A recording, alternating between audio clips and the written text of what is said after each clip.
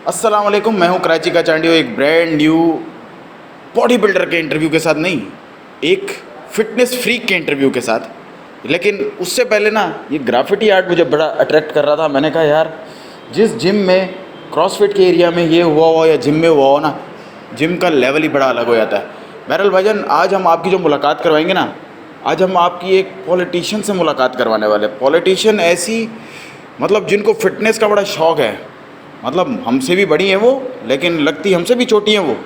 मतलब बड़े नाम कमाया पॉलिटिक्स की दुनिया में, खूब काम भी किया, खूब सर्व भी किया, लेकिन जिम रेगुलर आती हैं वो। मैंने जब उनसे पहली मुलाकात हुई तो मैंने उनको बोला कि मैंने ना आपका इंटरव्यू रिकॉर्ड करना। बोला भाई मेरा इंटरव्यू रिकॉर्ड करके क्या करोगे? मैंने बोला आपको हम दिखाएंगे लेडीज़ की मोटिवेशन के लिए कि जो औरतें जिम नहीं करती या जो फिटनेस का अपना ध्यान नहीं रखती, एटलीस्ट वो आपको देखेंगी तो उनको ज़रूर मोटिवेशन आएगी। इधर मेरे पीछे मौजूद हैं। अस्सलाम वालेकुम शाजिया, कैसी है? वालेकुम सलाम, ठीक अल्हम्दुलिल्लाह। ठाक हैं? अल्हम्दुलिल्लाह। थोड़ा सा ज़रा इंट्रोडक्शन तो दें लोगों को कि मतलब सियासत, जिम, ये सब कैसे पॉसिबल हुआ? सियासत, जिम, घर, बच्चे सब हैं, कैसे हुआ?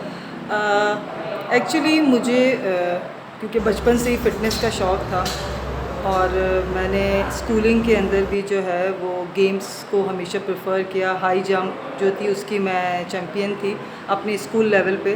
कॉलेज में थोड़ा स्लो हो गया था, लेकिन फिर बाद में शादी के बाद बच्चे, फैमिली, देन ये था कि फ़िटनेस का अपना ख्याल रखना, अपनी वॉक, जिम और अपनी एक्सरसाइज को मैंने लाइफ में कभी भी नहीं छोड़ा।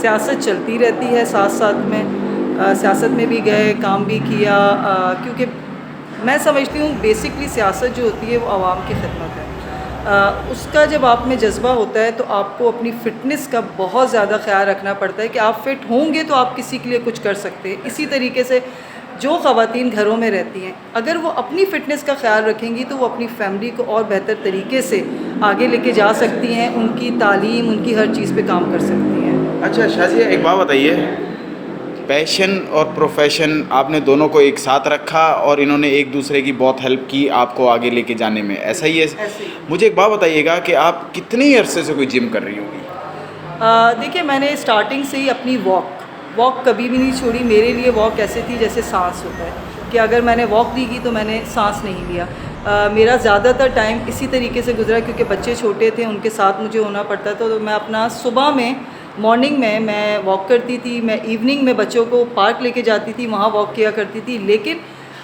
जब मैं थोड़ा सा और एज मेरी बढ़ना स्टार्ट हुई तो मुझे फ़ील हुआ कि सिर्फ वॉक से अब गुजारा नहीं चल सकता, अब फ़िटनेस के ऊपर जाना पड़ेगा।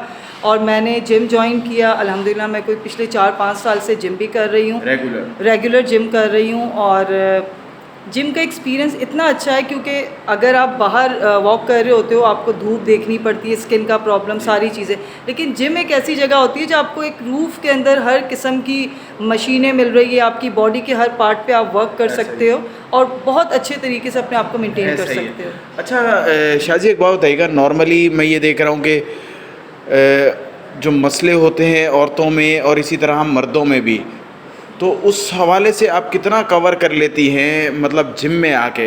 आई होप आप समझ गई होंगी। बहुत अच्छा सवाल है आपका। मैं यहाँ आपके नाज़रीन को भी बताना चाहूँगी कि मेरे साथ भी आज से कोई 8.5 साल पहले 2017 में एक इशू, मुझे भी एक इशू हुआ था और मुझे डॉक्टर की तरफ से बड़ा कहा गया कि आपको ऑपरेट करवाना पड़ेगा, उसके बगैर आपका गुजारा नहीं है। मैंने 8.5 साल गुजर चुके हैं, ऑपरेट नहीं कराया, लेकिन अपनी एक्सरसाइज, अपनी डाइट के ज़रिए मैंने अपने आप को इतना बैलेंस रखा है कि अल्हम्दुलिल्लाह वो प्रॉब्लम जिसके लिए मुझे डॉक्टर कहते थे कि नहीं जी आपने करवाना ही करवाना है, इसके बगैर गुजारा नहीं है, आज भी मैं आपके सामने खड़ी हूँ, बिल्कुल फ़िट हूँ।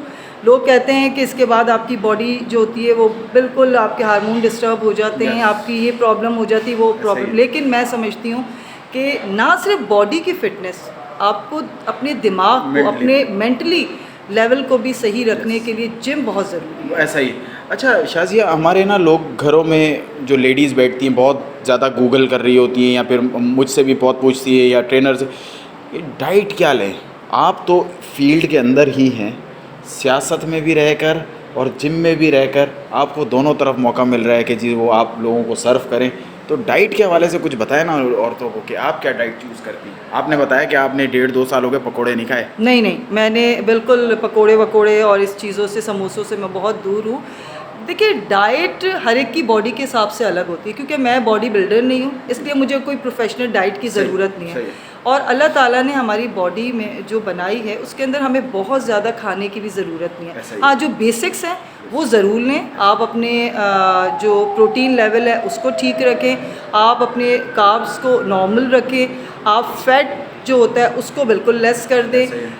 चीनी कम से कम लें, नमक का ध्यान रखें। मैं समझती हूँ कि आप एक बैलेंस डाइट ले लेते हैं, बहुत ज़्यादा रोटी के इस्तेमाल की जगह अगर आप गोश्त और जो हम सबसे बड़ी चीज़ जो तरी हम खाते हैं, हम फ्राइड चीज़ें खाते हैं, ये चीज़ें हमारी बॉडी को ख़राब करती है। खाएं हर चीज़, मल्टीविटामिन्स के बारे में फिर क्या कहती है? मैं तो बहुत इस मामले में क्रेज़ी हूँ कि मैंने शायद अपने स्कूल लाइफ के बाद से ही कॉलेज में मल्टीविटामिन स्टार्ट की थी, और आज तक मैं मल्टीविटामिन पर हूँ। और मेरा बिलीव है कि उसके बग़ैर आप अपनी लाइफ में कुछ भी नहीं कर सकते। बहुत इंपॉर्टेंट चीज़ है। विटामिन डी वगैरह तो मतलब मल्टीविटामिन में आपके पास सब कुछ आ सब आ जाता जाता है। है। तो आप स्पेशल, हाँ, इस एज में आने के बाद आप जब अपना 35 क्रॉस करते हैं तो फिर आपको ज़रूरत पड़ती है विटामिन डी की और चीज़ों की। तो उसको भी अगर आप डाल देते हैं अपनी रोज़मर्रा की उसके अंदर, रूटीन के अंदर, तो नॉट बैड, बहुत अच्छा आप वर्कआउट कर सकते हैं। मैंने इस वजह से आपसे ये डी का क्वेश्चन किया क्योंकि मोस्टली आपकी एज में जब औरतें आती हैं इनको जिम की कुछ ज़्यादा ही ज़रूरत होती है, ठीक है। तो उसके लिए थोड़ा सा बड़ा इम्पोर्टेंट है हड्डियों वगैरह के लिए ये वो। सियासत, घर, ऑफिस, इन सारे मामलात के बाद जिम कैसे चूज़ करना है, कहाँ जाना है, ये कैसे किया? देखिए, मैंने बहुत सारे जिम ट्राई किए थे, मैं काफ़ी सारे जिम्स में गई थी। हर जगह का एक अलग इन्वायरमेंट होता है, लेकिन हमेशा जिम वो चूज़ करें जो जहाँ पे आपका मेंटल लेवल भी मिलता हो, आपका ट्रेनर जो है वो समझता हो कि आपको किस तरह लेके चलना है। तो उस हिसाब से जब मैं जेनेटिक्स आई तो मुझे यहाँ पे एक अच्छा इन्वायरमेंट मिला, मुझे इतनी अच्छी गाइडलाइन मिली कि मुझे लगा कि हाँ, this is the best for me. और ख़वातीन के हवाले से बहुत अच्छा जिम है, तो जिम करें ज़रूर। 100 बातों की एक बात है। 100 बातों की एक बात। शाज़िया एक इंस्पिरेशन है। आप अगर पॉलिटिक्स में इनको देखते हैं, टीवी पे काफ़ी लोगों ने इनको देखा हुआ भी होगा। जिम में मेरी इनसे मुलाकात हुई, मैंने इनसे इजाज़त ली कि मुझे आपका इंटरव्यू रिकॉर्ड करना है। इन्होंने बोला मोस्ट वेलकम मेरे भाई, आपने जब करना है हाजिर है।